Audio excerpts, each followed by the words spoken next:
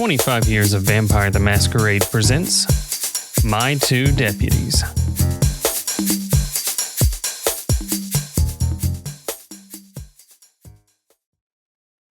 Hey everyone, and welcome back to another Prelude for 25 Years of Vampire the Masquerade presents our New York game, of which, once again, for the third time, we're still trying to figure out what our title is going to be there. However, this time I am joined by Mighty Mike, and we'll be talking about his character for today. Mike, introduce yourself. Hey, I'm Mike. You might have heard me on some podcasts. You might have heard me on some intros. I do some stuff. But today I am playing John Rivera. He is a descendant of the vampire called Set, we'll say, from back before his clan called them the Ministry. That being said, he's a real practical guy, not super cultish. Not even explicitly religious, but he does kind of have that reverence, right, for the old clan and for the new clan, in the sense that they broke him from alcoholism. They showed him the hypocrisy in his old human lifestyle. And so, you know, there's a level of loyalty, right, that comes from wanting to pay that back. At the same time, you know, in his years, he's developed some relationships, and well, I guess we're gonna see how that plays out, right, DJ? Perfect, right. And I guess to kind of give us a little bit of background, we are aware, or our audience should be aware, that Mike is actually playing the role of sheriff. And as we have kind of agreed to kind of go through the story is going to focus on the sheriff and these two particular deputies, of which you've met before, in the form of Brennan playing Dino and in the form of Bob playing Gaetano. So in this particular case, what we're going to do, Mike, is that we're actually going to take the story and bring it back to about the evening before you're actually being announced as the sheriff himself, right? In this particular case, the person who you're getting to receive a phone call from is going to be the current sheriff. And his name, and I will go ahead and post it up for our viewers here.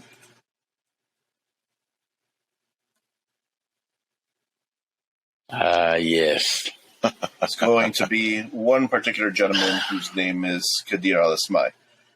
Kadir actually invites you to meet him at an abandoned location, which was once known as Ricky's. Ricky's was actually a beauty location in cosmetic wear, and in some cases even sold costumes. It would be the equivalent of what most people would find as a franchise location, such as Party City or so, with a lot more flair regarded to it. In certain cases, it's almost a staple and milestone of that which is New York, especially in Manhattan itself, with various locations. This location, though, unfortunately, that he's leading to, is located somewhere on 72nd. The only problem with it, though, is with the pandemic being what that it currently was, it had closed down about 2 years ago or so. So in 2020, this place was no longer functional. You'll end up coming to something akin to this. Okay. Yeah, I don't even think I would take any special prep time. I have been summoned, and thus I shall arrive. Sounds good. Kadir actually ends up meeting you in front of the building itself. The building, in terms of the sign, is still kind of hanging very, very loosely. And by that, you actually just see what actually did say Ricky's NYC shows up a little bit more faded, as if like the letters were raised right off of like the little canopy that's kind of listed there. The store closing sign has been still hanging there, even though something says coming soon and or for rent, where you have about 40,000 square feet to kind of work with there. It doesn't seem like it's doing a lot of work, if only because it seems like some of these buildings, and you're very well aware that in New York, some of these establishments just haven't gotten back to their feet, and or people aren't buying for it. Kadir simply stands in front. It seems like he has a pair of keys on him, as he kind of takes a look at you. He stands in the fashion that he currently does right now, just simply smirking. Good evening, Mr. Rivera. Good evening. Thank you. Thank you for the audience. What do I owe it to?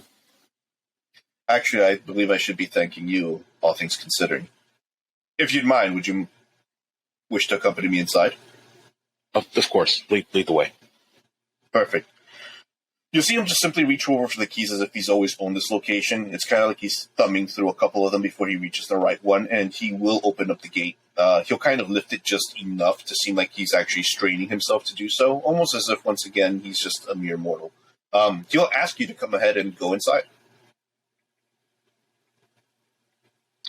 I would only take the time to unbutton my blazer and head that way.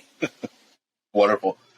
Once in, he'll close the door behind him, and the place seems dark, primarily because there are no lights on, and considering the time of night that it is, you'll be using dim light to kind of light the way. It seems like he's not bothered by it, but you could almost feel at home considering, once again, a member of your clan being. However, if I see that you posted a picture for yourself, if you'd be able to describe for our viewers who can't see our screen here, what does John Rivera look like? He's kind of a fellow with a slight build.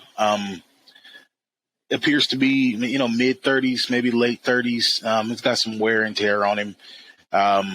His face is a little weathered as well. A wrinkle across the forehead.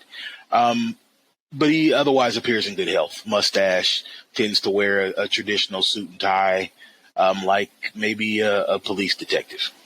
The inspiration for the character was Gus Fring, for those who are familiar.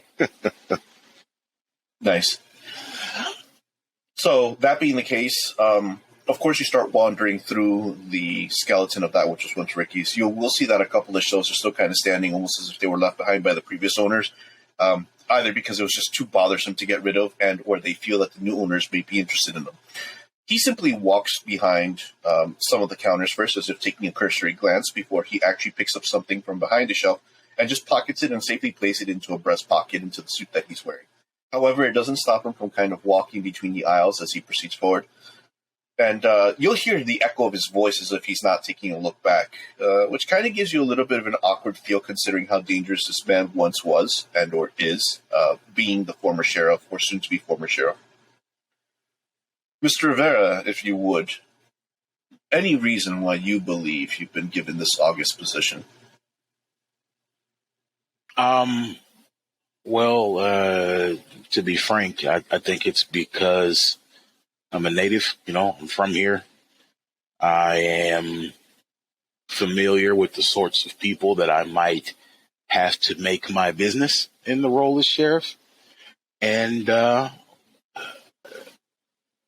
well, there was a long time ago, when I had met our prince previously. I think that my background gives her faith that I can be trusted. He will raise an eyebrow to that, and he'll turn around. Both hands are kind of in his trouser pockets, as he seems to be interested in what it is that you're saying. So just to understand this correctly, and permit me if I'm wrong, considering that I've been here for some time, but it does draw some suspicion, or at least some curiosity, considering you yourself originally were not a member of the Camarilla. Is this correct? This is correct. Then, that being the case, one has to wonder why choose you, considering how many years of service I've fulfilled. Well, if I can speak frankly, in my experience, all leaders want to bring their own, right? The only time you might see a king or queen historically retain somebody from a prior administration is if they have so much institutional memory or so critical a relationship with key pieces that to remove that person would be to let the structure collapse, right? I think, and I don't know, but I think she's got some kind of vision and there's a desire for a new person. Not so much a reflection on your capacity or the need for experience as a new vision from our prince, a new direction she wants to go. He'll purse up his lips at that, and he'll say,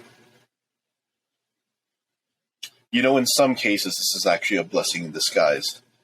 Were you made aware that much like our former prince, or Prince Teporum Calabros, I was only stepping in to provide peace and the justice of that which is the Camarilla, to ensure that the Sabbat had not taken over, and even more so than that, to ensure that, considering the size of this domain, the 5 boroughs, that there is at least a semblance of order. Do you feel you'd be able to complete that? Well, I don't know. If I'm being honest with you, I'm confident, but how could I know, right? I've never done this job. I also wasn't aware that you accepted the position, keeping in mind the fact that you would move along to a more peaceful, less stressful existence when things stabilize themselves. But um, I trust our new prince's choice. I really do. Interesting. You are aware of the things that you do face having to deal with New York, yes? Yes. Yes, many of them I've dealt with in other aspects, and before I had the protection of our august tower, and so I'm unconcerned with the dangers. He'll once again smirk at that. He'll quickly take a look over at one of the shelves, running his finger idly through it, just picking up the dust and kind of flecking it off, and he's like, you actually should be concerned to a specific degree. There are more things than you think that are in play. Being sheriff is its own reward, but at the same token, it is one pain in the ass, I believe you would almost be able to say. To be more specific about it, you are very well aware that there are many Primogen who do take a look at their domains and are very picky about the things that do happen in them. You're going to be caught up in their politics, I no doubt am aware of. And all things considering, this is fresh blood for them. And you are fresh blood to this position as well as being a Camarilla member. I don't anticipate that the Sharks will take it easy on you. Tell me, what else do you think about the city in general? How do you feel about this Second Inquisition that has taken into effect? It's kind of dangerous, don't you believe, to have been thrown in the water, considering the current state of affairs? Dangerous, yes, but not in a way that our city has not been before. Right, in the past, you had to worry about Sabat lurking in the alleys, trying to catch you as you try to feed or make your way to your resting place. Now it's mortals, well equipped mortals, but mortals who have more resources and more numbers. But this has never been a place where you could walk without looking over your shoulder. If I have my way, I'll be able to use them to our advantage to protect our prince's interests and save me some trouble. You take quite the risk with the words that you say. And the good part is, though, that you do have me for the remainder of the evening. I have no doubt that the next evening you will be announced as being the official sheriff. They're waiting for this to happen, I'm quite sure. And as I did mention before, there are other things to kind of take into consideration. So this being the case, I trust you won't mind if I treat you out this evening, so to speak. Would you mind if I offered you a couple of words of advice? Oh, I would accept all the advice you have to give, sir. I respect you. He'll give a toothy grin, almost as if he was kind of anticipating that.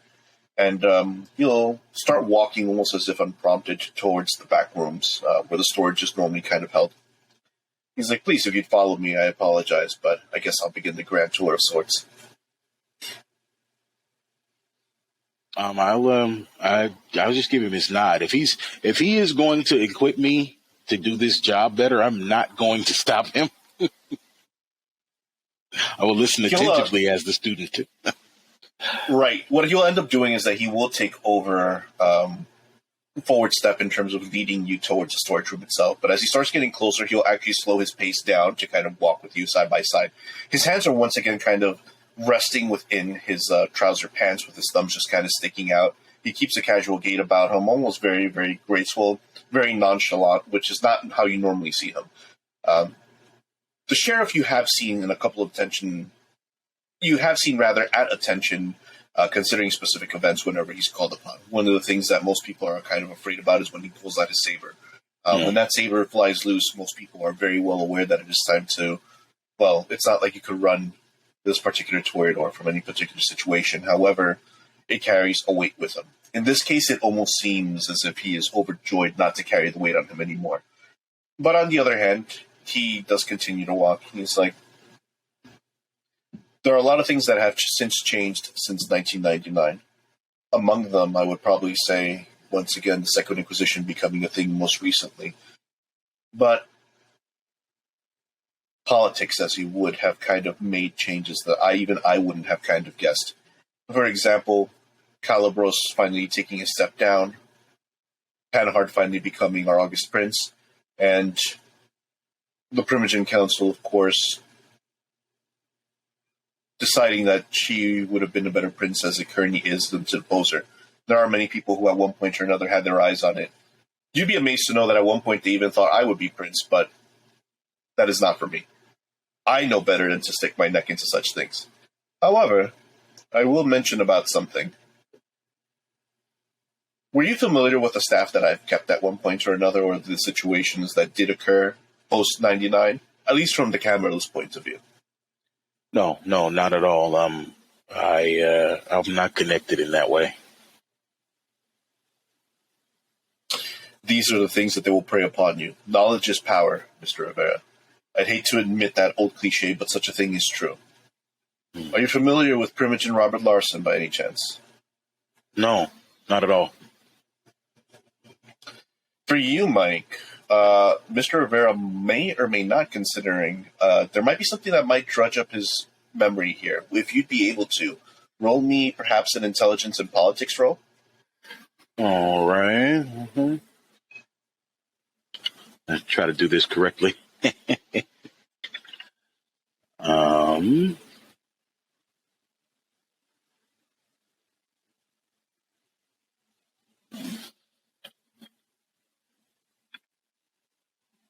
And here we are.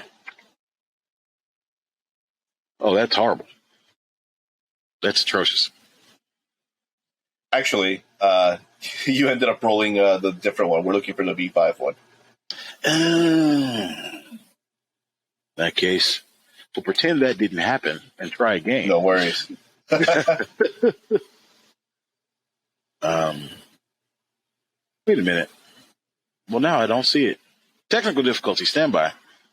No worries. What am I doing here? It would be dice roll, but it'd be the pink and or purple one, where it's pool and difficulty. Yeah, but I thought I did that already. Let's try this again. Okay.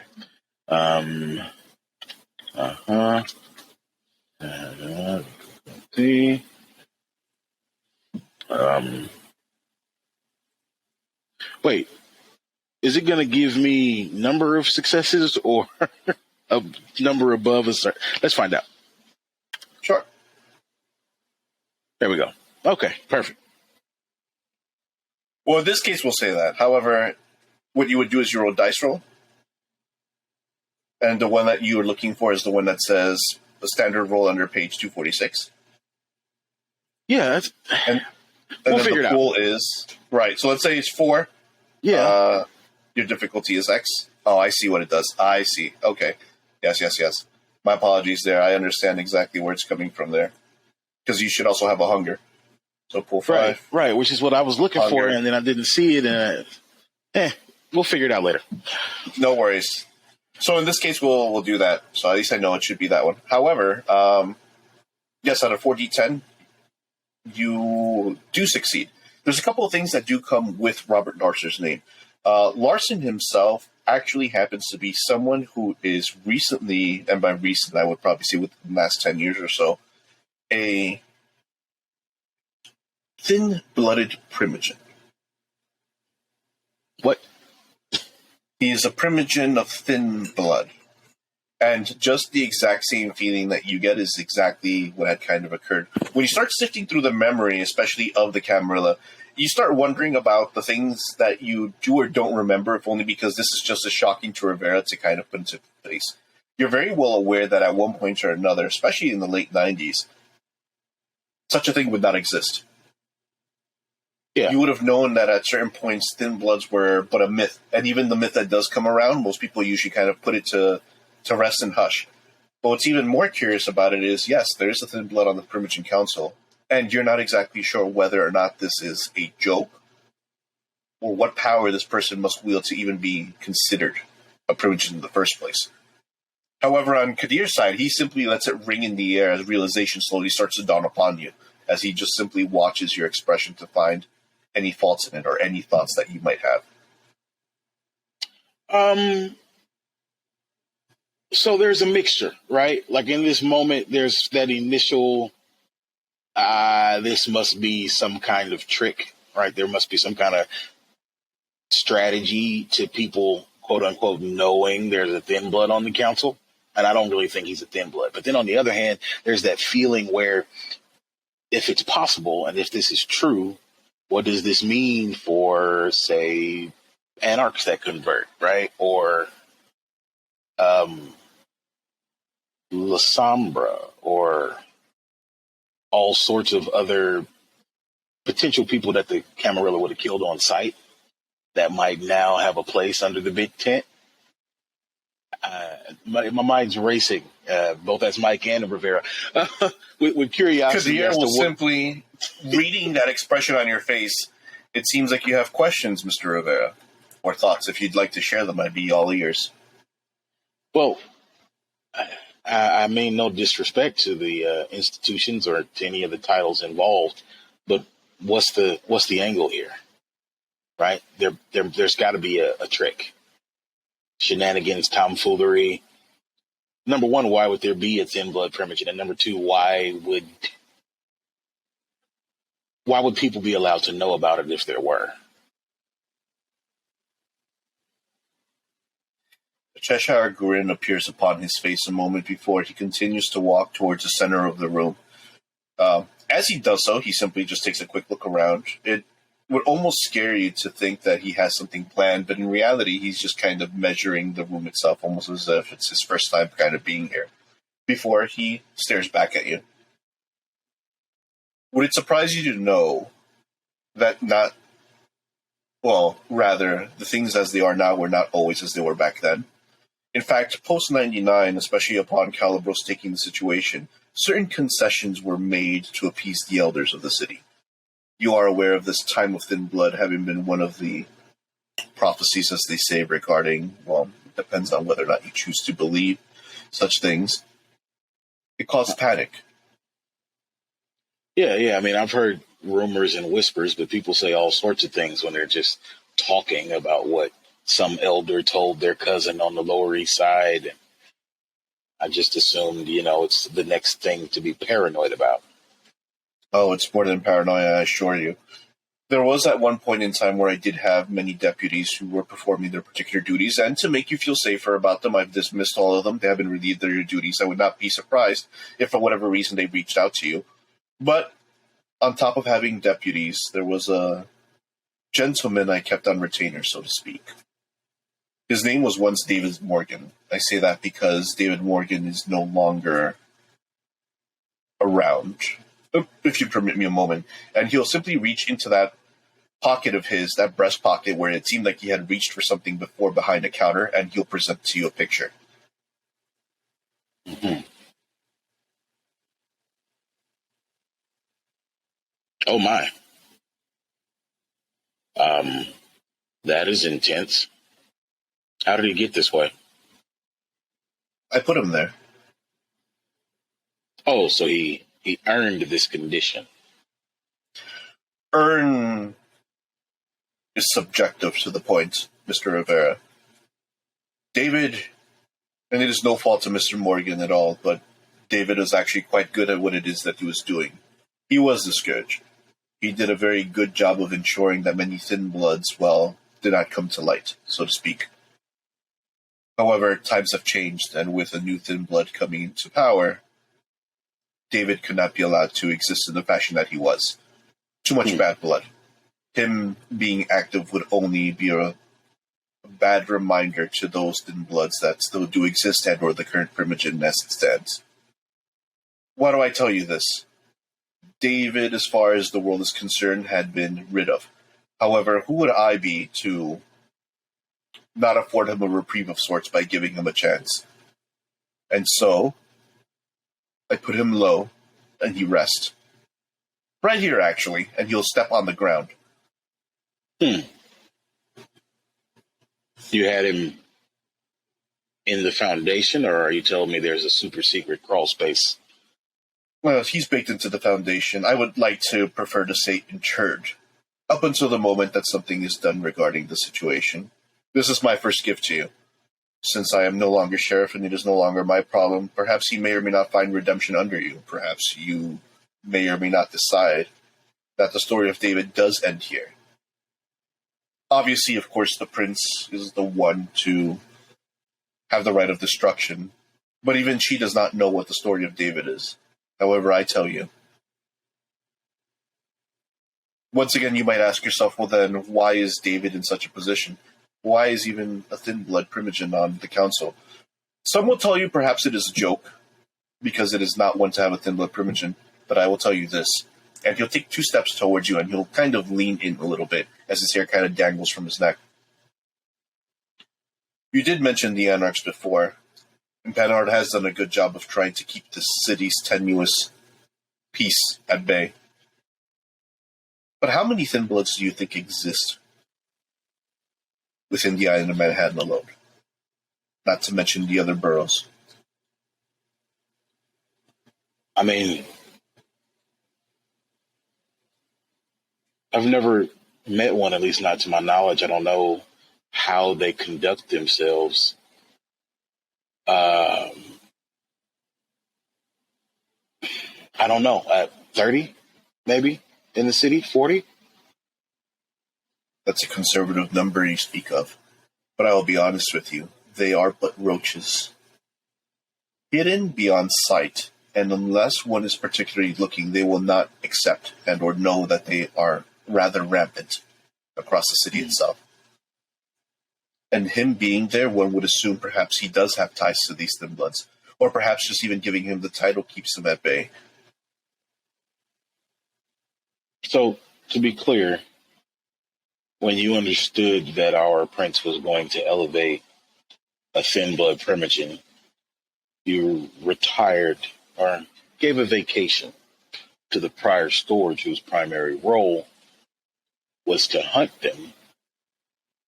And since then, their numbers have grown? Or when he was supposed to be hunting them, they were still growing? I would rather say the latter is true. Okay. An inevitable tide, one would say. However, one that most people would not like to accept, especially considering our August organization. You are very well aware of the changes that have happened. This is, of course, a secret society, as some would say it, and membership is quite privileged to do so. However, New York being what it is, such concessions must be made. I hate speaking about such things because obviously there are certain mindsets about it, but I should make you aware of it. If only because I do not want you to make a misstep regarding who these people are and what power they may or may not wield, even if it's simply nominal.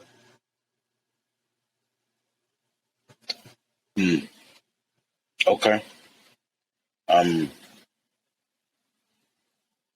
know we've kind of danced around this issue already, but do you have any speculation? Well, let me share my speculation. I think that somehow our prince became aware that the numbers of Thin Bloods were growing, possibly out of control, and even in the presence of a scourge. And so she creates a primogen as a fig leaf, right? Let us make peace between one another. We'll no longer hunt you. You guys have representation with us, blah, blah, blah. One, would you say that is true? And two, do you know how she actually feels? I do not, nor do I particularly care to know, if only because there are other things that are of importance. She is Newgard. Of course she is the prince, and of course because of the fact that I do uphold not only the traditions but the laws of the Camarilla itself. I have to respect her decision in terms of how she runs it. If she fails, oh my, in particularly grand fashion will that happen. And that's the reason why I believe she's probably betting on you. I personally think, if you're to ask me, of which I believe you are, that she wants to make a splash, for lack of a better term. Many eyes, as I mentioned to you earlier, are going to be placed upon you. You are new, and many of those who have power will go ahead and impress that upon you. The only reason I care to give this to you is because I give I do apologize for language, but I actually do give a shit about this city. And even more so than that, a lot of that of which I've helped build. What you do from here on out is completely on you, but such things should be made. Now tell me, have you decided who you would like to deputize between here and now? Or are you doing this solo? Well, I have two. I have two who I trust already. I plan to identify more. But I have to take such a thing slowly, right? I know from my own experience, you can't just trust people because they're capable, right? Speak with the prince, speak with the permission she tells me are trustworthy. I'd like to identify at least two more candidates. Beyond that, I don't know.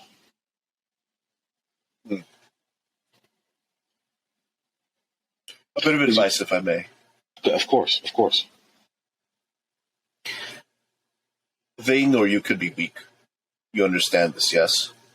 The moment they see failure in you and that there's no way that their vested interests, not only the Primogen, but those kindred who do occupy this city, understand who has power, at least in terms of enforcement of her will,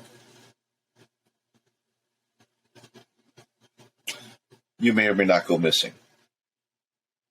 And it is not a threat on my behalf as much as it is that the city will eat you up. And there are many who would wish for that position. And there are even more so those who want to tip the scales to see our prince fail. That is the normal game, but I cannot stress that you must not be able to show weakness in this position. I'll keep that in mind. Now, I'm sure that she chose you for a reason, and I won't go over it too much. It was merely my idea to refresh myself with such ideals. However, do you have any particular order in mind that you'd like to take care of first or take a look into? The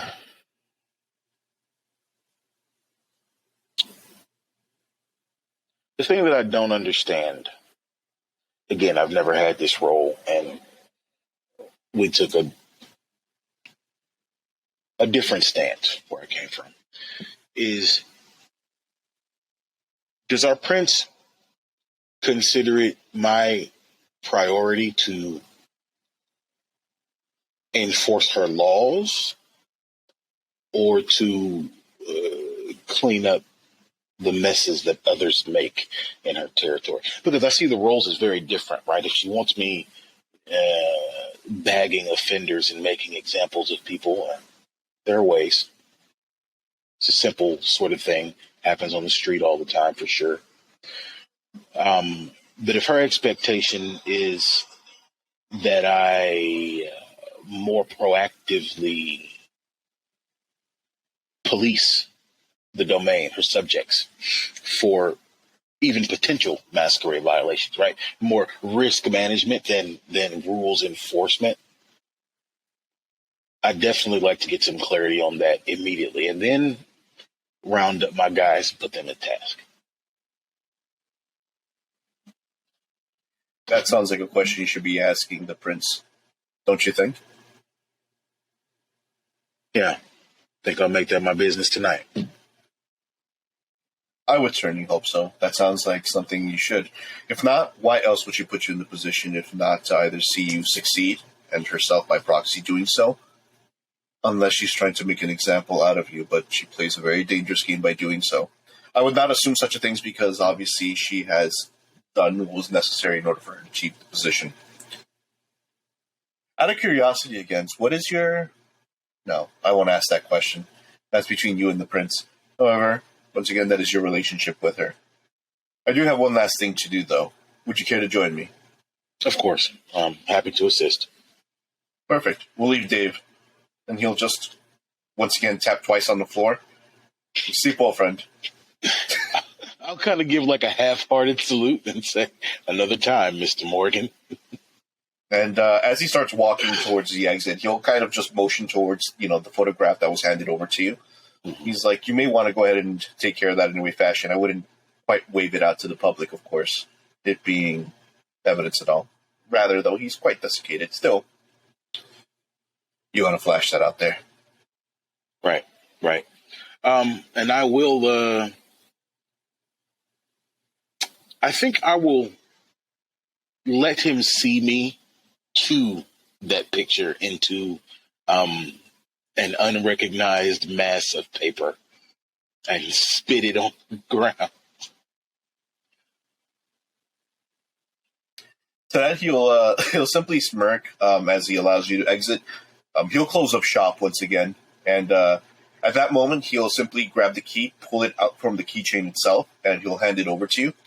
He's like, I have this key, or rather had this key. This key is yours now. Not to say that the property manager does not also have access to this, but they won't mind if it goes missing.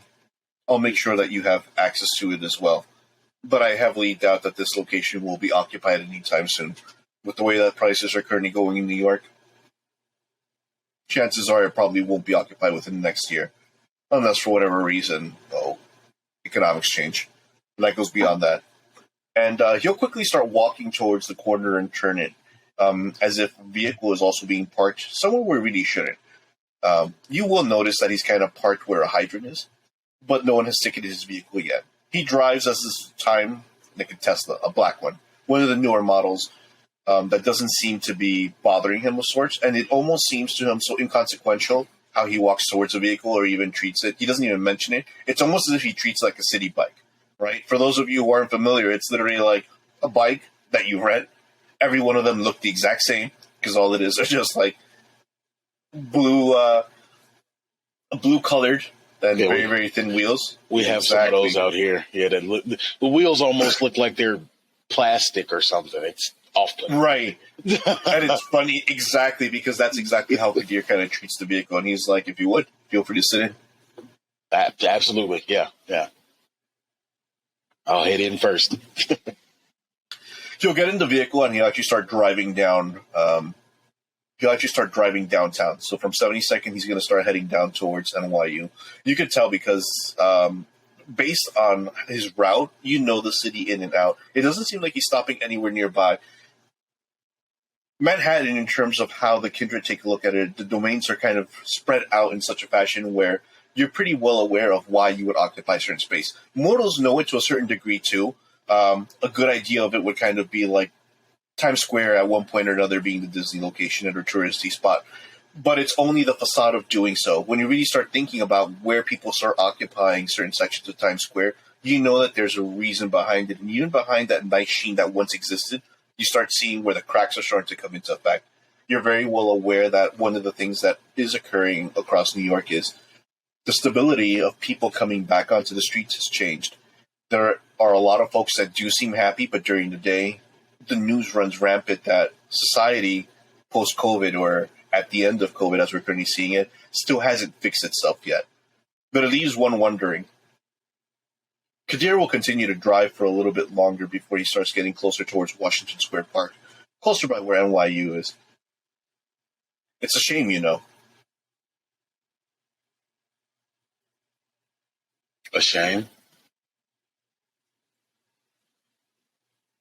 Don't you agree? I'm not sure that I'll follow Mr. Morgan. I hope you don't trust and follow Mr. Morgan. However, I would say, Mr. Rivera, that think about it. How many years has it been since 99 that we have seen the changes? You may have. You said you were a native of the city, yes? Yeah, I remember a very, very different domain. You're right. We'll take Times Square, for example, not a place that we passed too long ago. At one point or another, it was industry. There was grand advertisements. Then as the 70s and 80s came, the element of pornography ran rampant. Those that were the ne'er-do-wells also did the same.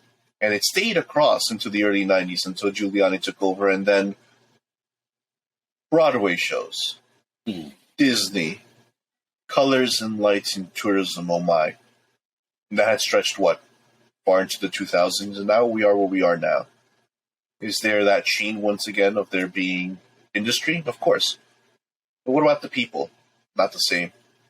The city falls apart in different ways, and it's all because the mortals are doing it to themselves.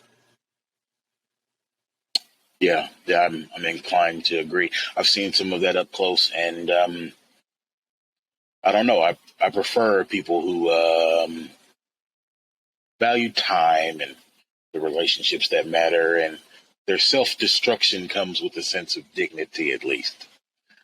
And there seems to be less and less of that. I know they say that our ilk typically don't change, and I know that's to be true because I've lived long enough to see that happen.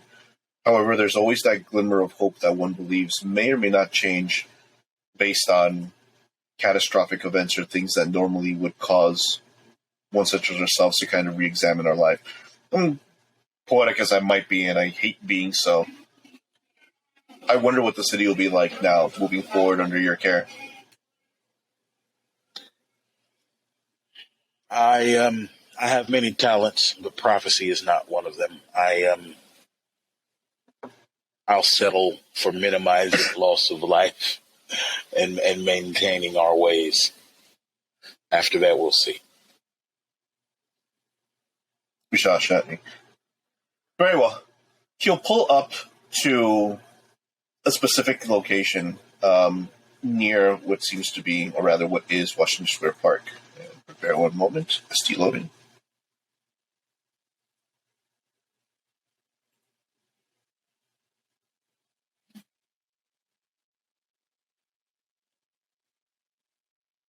Beautiful. At night, Washington Square Park has changed for the most part. During the day, it is definitely full of people. There are dog parks. There are folks from NYU that are walking around. Many tourists as well that kind of make their circle around. If anything at all, it's because of the arc that kind of brings attention to it. However, at night, you have noticed that things have kind of changed. One of the things that kind of comes into effect with it would be that, well, unfortunately, the people that do occupy this space are no longer the same as it was before. Whereas once there may or may not have been a semblance of civility, it quickly falls away as you start seeing that the resurrection of people coming onto the streets has brought over not only the criminal element, but those that are disassociated, those that have nothing. You'll start seeing where on the side of the street you do see a lot more people that have been displaced. You'll also see a lot more people that are simply taking drugs, discarded needles, people kind of walking by. You see college students that kind of just irk themselves over from watching one person to another. And this is all from the seat that you take on the passenger side of Mr. Kadir's vehicle, right? Mr. Al-Asmai simply watches impassively, almost as if it's just second thought. He's lost in his own thoughts as well before you currently have someone show up on the window.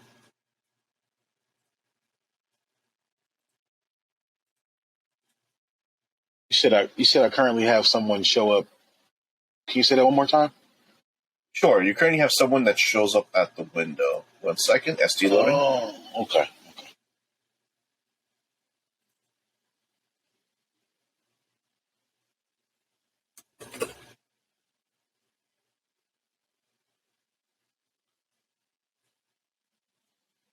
Permit me one moment as I bring that up.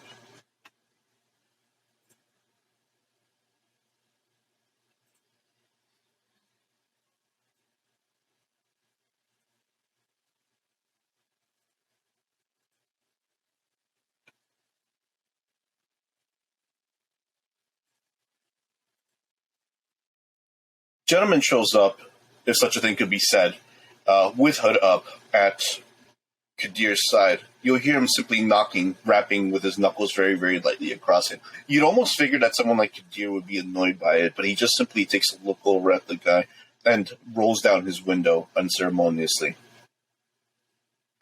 Yes? Hey man, you see him shaking back and forth a little bit, his eyes kind of darting. I didn't know you'd be alone, or rather with someone. What about that talk we was going to have?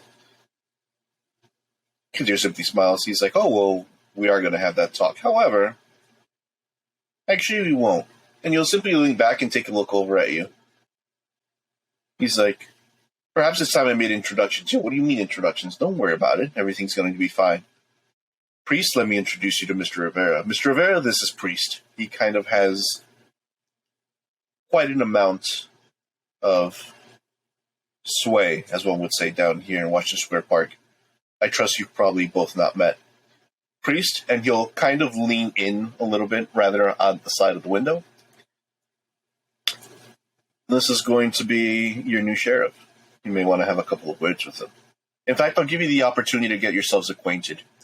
As for me, I'm taking a good vacation. Wait, what do you mean you're taking a vacation? Come now, Priest. You'll be able to have a conversation with him. He'll see to it that you have what you need. What's your Mr. Rivera? Mike to DJ. Do I think they're just talking about a fucking blood bond right now? Like, you're not even sure what they're talking about. It kind of throws you off how he's just kind of tossing you into the water like this. That you have a very, very valid reason for feeling off-put. You know what? I'm going to play along, because if I don't like Mr. Priest doesn't have to work with me. We can handle that as the situation arises. Right now, I'll simply say, of course, Kadir. I'm sure that Mr. Priest and I will have an outstanding professional relationship. Perfect. I'm glad to hear it. That being the case, I offer you as this last gift. Don't say I never did anything for you, Mr. Rivera. And now, if you would, please leave my vehicle.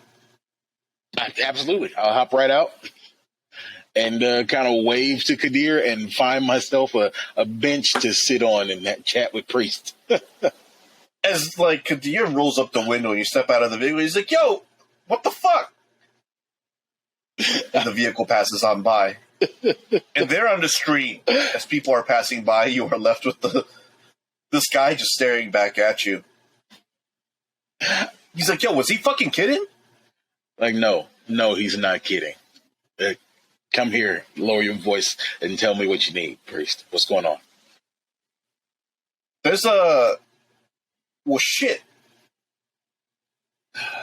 He takes a look around and he feels very off by what happened before he starts heading your way. First things first. What is it you do again now? And he'll huddle up, hands in hoodie pocket, as he kind of walks with you on the side of him, up and down Medulla Street. I do a lot. I've done a lot. I'm going to do more. But that's not really the question right now, is it? Right? Supposedly you need a thing. I'm the new provider of the thing. Oh, you the new provider of the thing? I don't have to be. Would you rather not? We could go our separate ways today, Priest. I'm trying to help you out as a courtesy to my friend here. All right. Take a look around. What do you see? Worker bees working. Or rather, I don't know, relieving themselves from the stressors of work.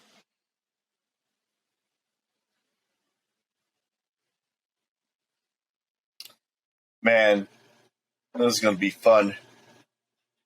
Head over this way.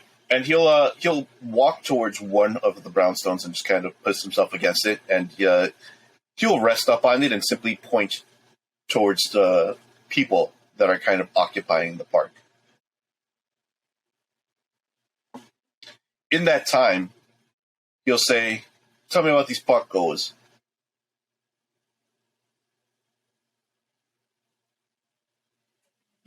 I'm sorry I was interrupted.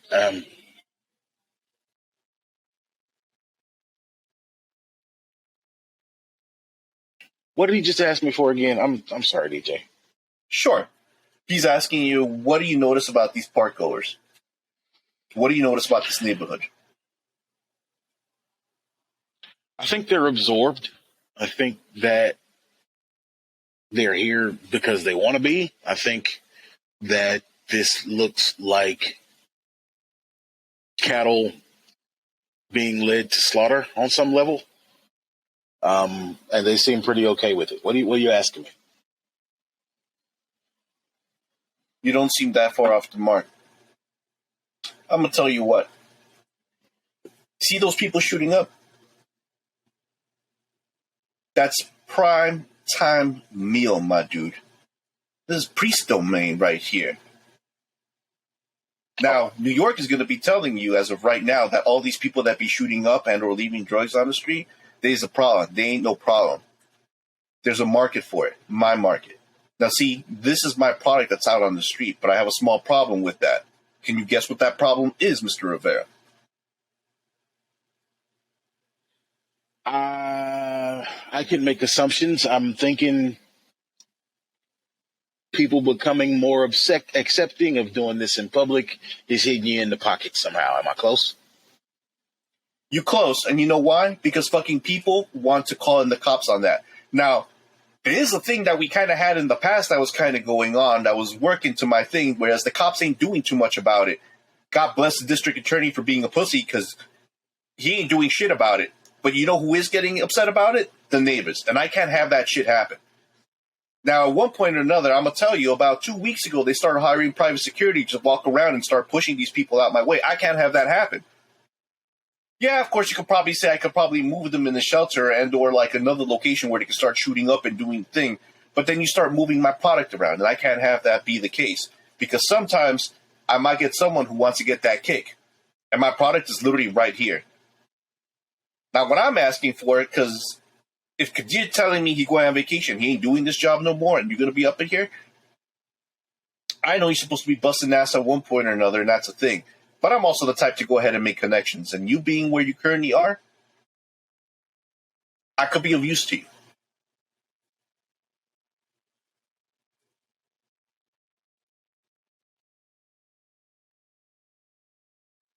So, to be clear, you want the product to stay here and the customers to stay here, but you want the attention and the police to go elsewhere? Is that what you're saying to me right now?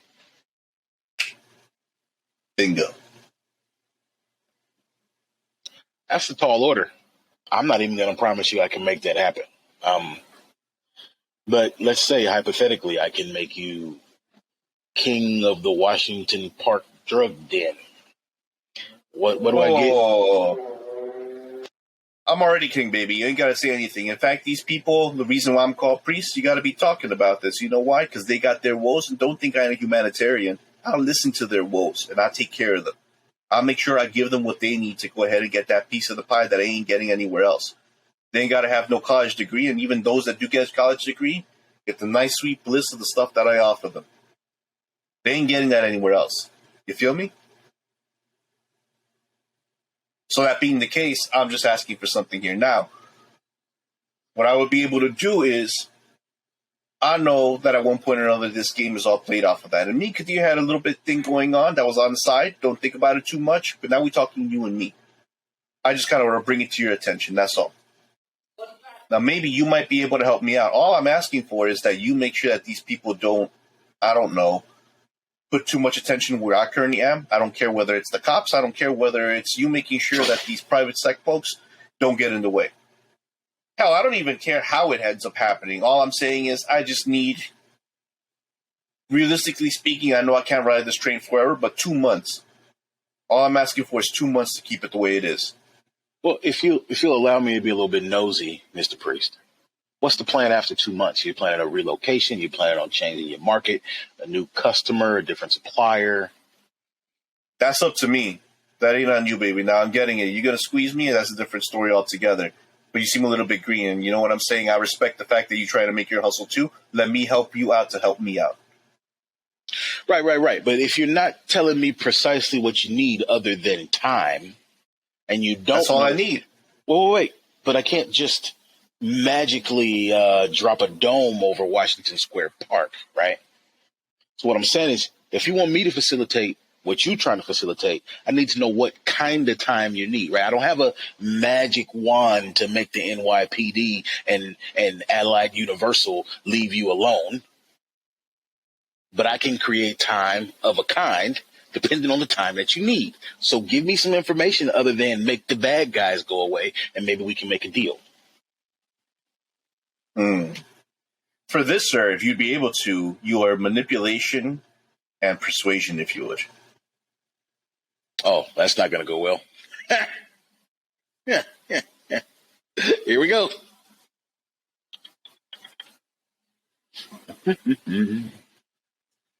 Uh-huh.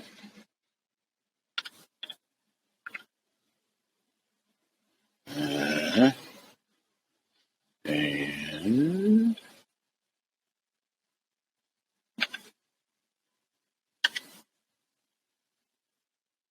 Nope. Nope. No love. You do get one. He kind of just takes a look at you for a moment. He's like, let's say this. Relocation is probably the best way for me to go ahead and put it. And I'm going to give you that freebie. Maybe you still try and learn the ropes in there. Or let's see what we can work out. All I'm doing is doing that now. I'm going to give you the opportunity to go ahead and get in contact with me at one point or another. Hold on a second. He'll reach into the folds of his hoodie, and he'll pull out a crumpled piece of receipt paper, and he'll just hand it over to you. Here, take that. I'll take it from him. I'll even read it in front of him. Yeah, it contains a phone number on it. Simply his phone number. Contact info. Got it. Okay. I'll tell you what. I'm gonna call this number when I figure out whether it's easier for me to move your people or your product, and then you can handle the other half. How's that? Sounds good. And then when we come to specifics, what was your name again? you can just call me John. All right, John. You wouldn't happen to Sure. know a couple people up in Harlem, would you? I know a ton of people in Harlem. What you want to do in Harlem? You know a cat named Stephen Clark by any chance? That doesn't ring a bell for Mike, should I? Stephen Clark at one point or another kind of does ring a slight bell. Oh, wait. Yes. Oh, okay. Rewind the tape. When he says Stephen Clark, I'm going to play completely dumb. Nah, man, I had never heard of him. Go ahead and make me a manipulation and subterfuge roll, sir, if you would.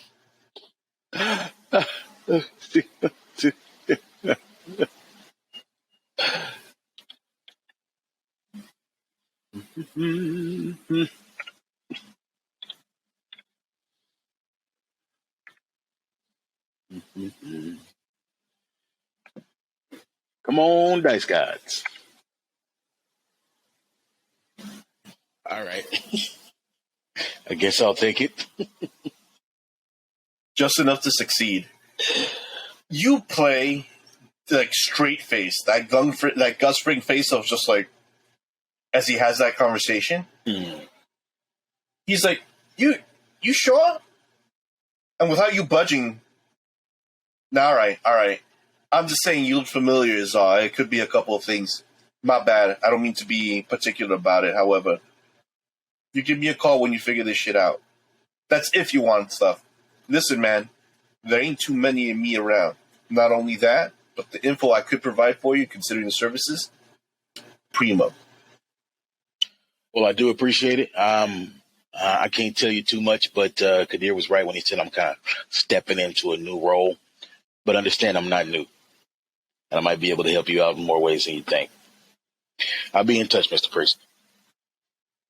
Sounds good. Yo, take it easy, my dude. And you'll see him just simply turn, put his hands in his pockets, and he'll start walking away. Oddly enough, he doesn't walk into the park. He simply just turns 180 and starts walking deeper and deeper down McDougal Street itself. You'll see him kind of disappear amongst the college crowd of folks that are kind of interested in using those bars that are kind of to the side. It's also dotted with little shops for people to eat like foods, especially after drinking. But he gets lost in the crowd there. And the next thing that you'll probably see is you're left to your own devices. Is there anything else that Mr. Rivera would be interested in taking a look at? Immediately, not here. Not here. Now, this isn't the place for a couple of conversations that I feel like I need to have. And obviously I need to have that, orientation conversation with the prince as well. Right. But I'm not going to handle that in a public place, and ideally not even over the phone. So I will move on. Perfect. And so we will end our scene with Mr. John Rivera, our newly minted sheriff, or at least he will be minted very shortly, left with a couple of thoughts. He has the thought of one David Morgan, who is currently somewhere under Ricky's, buried for many a reason. Thoughts about the current status in terms of where he falls in, as well as the things that have been requested from him. But that'll close out our session for this evening, and hopefully our preludes. We hope that you enjoyed this small snippet, and we hope that you join us when we launch our official full session with Mike, Brendan, and Bob. Thank you, folks. We appreciate your time and hope you have a great day. Bye.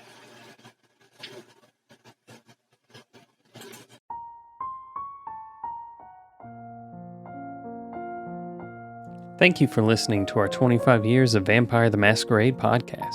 If you like what you heard and want to support us, please share it with others or leave a review. Thanks again, and we'll see you next time.